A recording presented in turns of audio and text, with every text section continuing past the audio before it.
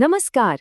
चलिए आज समझते हैं बॉलिंजर बैंड्स की एक बहुत ही पावरफुल स्ट्रैटेजी को।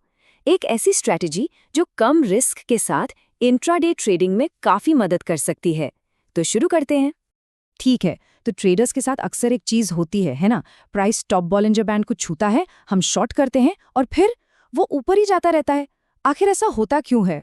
देखिए, इस ट्रैप से बचने के लिए सबसे पहले ये समझना होगा कि ये बॉलिंजर बैंड्स असल में हमें बताते क्या हैं। और इसकी शुरुआत होती है एक सिंपल से स्टैटिस्टिकल रूल से। तो ये बैंड्स जो हैं वो एक सीधे साधे से नियम पर काम करते हैं। मतलब 98% टाइम प्राइस इन दो बाहरी लाइनों के अंदर ही रहेगा। ये जो लाइनें हैं ये बीच के एवरेज लाइन से एक खास दूरी पर होती हैं, जिसे हम स्टैंडर्ड डेविएशन कहते हैं। लेकिन यहीं पर असल खेल है। ये जो 98% वाला रूल है ना, ये तभी तक काम करता है जब मार्केट साइडवेज हो। जैसे ही कोई स्ट्रॉन्ग ट्रेंड शुरू होता है, ये रूल टूट जाता है और बस ज्यादातर ट्रेडर्स यहीं पर फंस जाते हैं। अब देखिए, इन बैंड्स के बीच की जो दूरी है वो अपने आप में एक बहुत बड़ा सुराग है। इससे हमें मार्केट की वॉलेटिलिटी का अंदाजा लगता है, मतलब मार्केट में कितनी हलचल होने वाली है। तो सबसे पहले बात करते हैं स्क्वीज या संकुचन की। ये तब होता है जब दोनों बैंड्स एक दूसरे के बहुत करीब आ जाते हैं, एकदम पतले हो जाते हैं। इसका सीधा मतलब है कि मार्केट में अभी वॉलेटिलिटी बहुत कम है। और ये स्क्वीज पता है क्या बताता है? कि मार्केट एक बड़े मूव के लिए तैयार हो रहा है। ये बिल्कुल वैसा है जैसे तूफान से पहले की शांति। अब स्क्वीज का ठीक उल्टा होता है एक्सपेंशन या विस्तार। इसमें बैंड्स एक दूसरे से दूर जाने लगते हैं, चौड़े हो जाते हैं। और ये इस बात का साफ संकेत है कि वॉलेटिलिटी बढ़ रही है और एक मूव शुरू हो चुका है। चलिए, अब आते हैं सबसे जरूरी कॉन्सेप्ट पर, जो हमें बॉलिंजर बैंड के जाल से बचाएगा, और वो है मार्केट के दो फेज को पहचानना। तो देखिए, मार्केट या तो ट्रेंडिंग फेज में होता है, मतलब प्राइस किसी एक बैंड को पकड़कर ऊपर या नीचे जा रहा होता है, या फिर वो कॉन्ट्राडिक्शन फेज में होता है, जो एक संभावित रिवर्सल का इशारा करता है।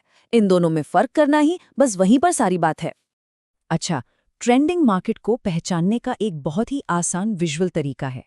जब तीनों लाइंस यानी ऊपर, बीच और नीचे वाली सब एक ही दिशा में मुड़ जाएं, तो समझ जाइए कि एक स्ट्रॉन्ग मूव चल रहा है। कॉन्ट्राडिक्शन तब होता है जब मार्केट में कुछ अजीब होता है, मतलब ये एक संकेत है कि बायर्स और सेलर्स के बीच अब लड़ाई चल रही है और जो पिछला ट्रेंड था वो अब कह सकते हैं कि थक गया है। अक्सर ये तब दिखता है जब कोई बड़ा गैप बनता है या अचानक से प्राइस पलट जाता है। तो सवाल ये है कि इन रिवर्सल्स को सही सही ट्रेड कैसे करें।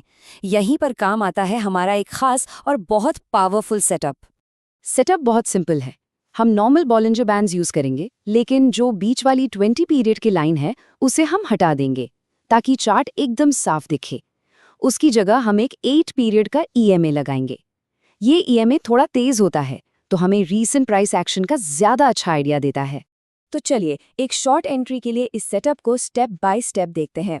स्टेप 1, प्राइस एक अप ट्रेंड में है। स्टेप 2, एक नया हाई बनाने के बाद प्राइस पहली बार 8 ईएमए के नीचे क्लोज होता है। ध्यान दीजिए, ये सिर्फ एक वार्निंग है, अभी शॉर्ट नहीं करना है। स्टेप 3, प्राइस फिर से ऊपर जाने की कोशिश तो करता है, लेकिन एक नया हाई नहीं बना पाता। अब आता है सबसे इंपॉर्टेंट स्टेप 4, प्राइस दूसरी बार 8 ईएमए के नीचे क्लोज होता है। बस यही हमारा कंफर्मेशन सिग्नल है। और स्टेप 5, हम नोटिस करेंगे कि ऊपरी बॉलिंजर बैंड भी अब फ्लैट होने लगा है या नीचे की तरफ मुड़ रहा है। इस सेटअप की सबसे खास बात क्या है पता है? ये हमें एक बहुत ही सटीक एंट्री देता है और हमारा रिस्क एकदम क्लियर और बहुत कम होता है। मतलब हम ट्रेंड के खिलाफ कूद नहीं रहे हैं, हम कंफर्मेशन का इंतजार कर रहे हैं। ठीक है, तो सेटअप कंफर्म हो गया। अब ट्रेड को सही से एग्जीक्यूट और मैनेज कैसे करना है, ये भी बहुत जरूरी है। तो हमारा एक्शन प्लान क्या होगा? एंट्री होगी कंफर्मेशन कैंडल के क्लोज पर, मतलब वो कैंडल जो दूसरी बार 8 ईएमए के नीचे बंद हुई। स्टॉप लॉस रखेंगे हम सबसे रीसेंट वाले स्विंग हाई के ठीक ऊपर।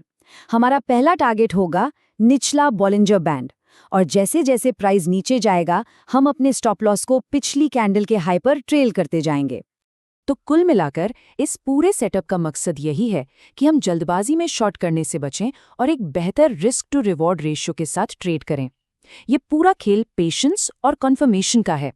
तो आखिर में एक बात हमेशा याद रखनी चाहिए, किसी इंडिकेटर पर मास्टरी करने का मतलब सिर्फ उस टूल को इस्तेमाल करना नहीं होता, बल्कि उसके जरिए मार्केट की कहानी को समझना होता है। ये बैंड्स हमें वही कहानी पढ़ने में मदद करते हैं। तो सवाल ये है, क्या हम सिर्फ इंडिकेटर को ट्रेड कर रहे हैं या मार्केट की कहानी को?